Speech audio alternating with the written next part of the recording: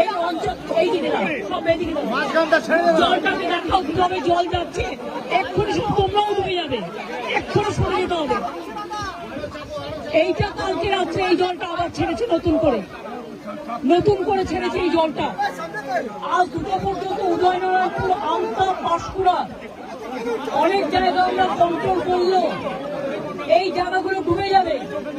আমি বলবো ডিএমকে এক্ষুনি এখান থেকে লোক শিফট করাতে। দুই হচ্ছে যাদের কাঁচা বাড়ি ভেঙে গেছে তাদের লিস্টটা মধ্যে দিতে। তিন হচ্ছে যাদের জমি নষ্ট হয়ে গেছে, শস্য নষ্ট হয়ে গেছে, সরো জলটা দেখতে দাও, জলে ডুবে যাবে এক্ষুনি। কৃষি জমি যাদের আছে বা শস্য আছে তারা চিন্তা করবেন না, তারা শস্য বীমার টাকা পাবেন শস্য বীমার টাকা। আপনারা যতদিন বাড়ি ফিরতে না পারবেন সরকার রিলিফ দেবে, আপনাদের যা সাহায্য করার করবে। এটা ঝাড়খণ্ড জল ছেড়েছে এবং ডিবিসি কেন্দ্রীয় সরকারের সংস্থা আমার মনে হচ্ছে 4 লাখ কিউসেককে ছাড়িয়ে গেছে, যা কোনোদিন জীবনে হয়নি। কারণ আমরা 5 লক্ষ পুকুর কেটেছি, আমরা 500 কোটি টাকার চেক ড্যাম করেছি, আমরা গোপালেশ্বর কেলেঘাই প্রোগ্রামের মধ্যে দিয়ে অনেক এলাকাকে সেভ করেছি। ঘাটাল মাস্টারঘাট প্ল্যান যেটা পড়ে আছে 10 বছর ধরে, সেটাও আমরা ডিপিআর তৈরি করছি, আগামী 2 বছরের মধ্যে করে দেব। কিন্তু তা সত্ত্বেও যদি এই রেটে জল ছাড়ে, আর ডিবিসির জল ধারণ ক্ষমতা এখন মাত্র 36% এসছে, কেন কেন্দ্রীয় সরকার ডিবিসি ড্রেজিং করবে না, ডিসিলটেশন করবে না? ডিবিসির জলে কেন বাংলা ডুববে আমি জানতে চাই, আমরা কৈফিয়ত চাই। ফরাক্কায় ড্রেজিং করে না, বাংলা ডোবে, বিহার ডোবে। আর ডিবিসি ড্রেজিং করে না, বাংলা ডোবে, বাংলায় জল ছেড়ে দিয়ে ঝাড়খণ্ডকে সেফ রাখে। এটা তো ঠিক নয়। বাংলা একটা নৌকার মতো, আর সব জল নেপালে বৃষ্টি হলে উত্তরবঙ্গে ঢুকবে, ভুটানে বৃষ্টি হলে জলপাইগুড়িতে ঢুকবে, আলিপুরদুয়ারে ঢুকবে, কুচবিহারে ঢুকবে, নর্থ বেঙ্গলে ঢুকবে। আর মালদার ওদিকে গঙ্গার ইরোশন মুর্শিদাবাদে, আর দক্ষিণবঙ্গ ডুবছে ডিবিসির জলে। এবং আমি যা শুনেছি কাল রাতে জলের ওপর আবার জল ছেড়েছে। এই জায়গাগুলো ভেজা ছিল না, অনেকটা দূরে ছিল, আমাকে এসপি বললেন, ডিএম বললেন এটা এক্ষুনি হয়েছে। এবং দেখুন এক্ষুনির মধ্যে এতটা ডুবে গেছে। আমি সবাইকে বলবো জলে ঝুঁকি নেবেন না, জল আর আগুনে ঝুঁকি নেবেন না। অন্তত 2 দিন একটু সেফ প্লেসে থাকুন, তারপরে জলটা বেরিয়ে গেলে তারপরে আপনারা আস্তে আস্তে বাড়ি যাওয়ার মতো পরিস্থিতি থাকলে তখন বাড়িতে যান।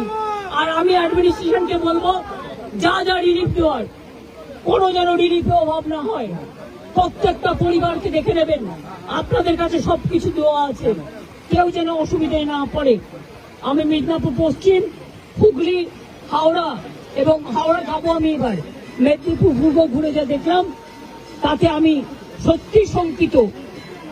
ডিবিসির সাথে আমরা ফার্দার কোনো সম্পর্ক রাখবো কিনা আমাদের সন্দেহ আছে। আমি সব সম্পর্ক কাট আপ করে দেবো যদি মানুষকে এইভাবে ডোবায়। আবার ছেড়েছে, মানে পুরো চক্রান্ত, মানে এটা পূর্ব পরিকল্পিত এবং এটা পরিকল্পিত বন্যা।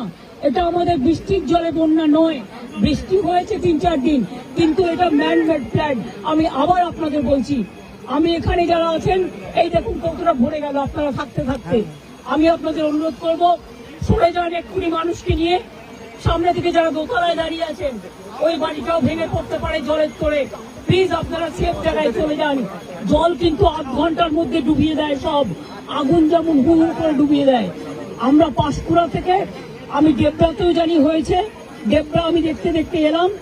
দেবরা আমি ডিএমকে বলবো, পশ্চিম মেদিনীপুরের ডিএমকে বলতে দেবরার রিলিফগুলো পাঠাতে, এমএলএকেও একটু কনফিডেন্স নেবে, জেলা পরিষদকে, এবং কেশপুরটাও দেখে নিতে। দেবরাতেও 10টা গ্রাম ডুবেছে এবং খড়গপুর রুরালও ডুবেছে, একটা ট্রাইবেল গ্রাম, সেটাও দেখে নিতে। এবং পাঁশকুড়া যেটা ডুবেছে সেটাও দেখে নিতে। কোন রকম জাতের লোকে না বলতে পারে যে আমি রিলিফ পাইনি। আমি কিন্তু ডাইরেক্ট ডিএমদের দায়িত্ব দেব এবং এসপিদের এটা দেখার জন্য। খরচা করুন, মানুষকে দিন, তাতে যা লাগবে কোনো অসুবিধা হবে না। আমি এখন যাচ্ছি উদয়নারায়ণপুর আমটাকে অ্যালার্ট করতে, কারণ ওখানকার অবস্থা খুব খারাপ। আপনারা যেতে পারেন, একদম গায়ের জন্য করছে না। আমি তো 10 বছর ধরে ফাইট করছি, আজকে আমি 13 বছর ধরে দেখছি। কিন্তু আগে ছাড়তো 75,000, 1 লাখ কিউসেক, এবার ছেড়েছে, ওরা ছেড়েছে 4 লাখ, তেনুঘাট পঞ্চায়েত ছেড়েছে আরো 1.5 লাখ, 5.5 লক্ষ। This is very unfortunate. I do not know why central government is not this dredging for DBC.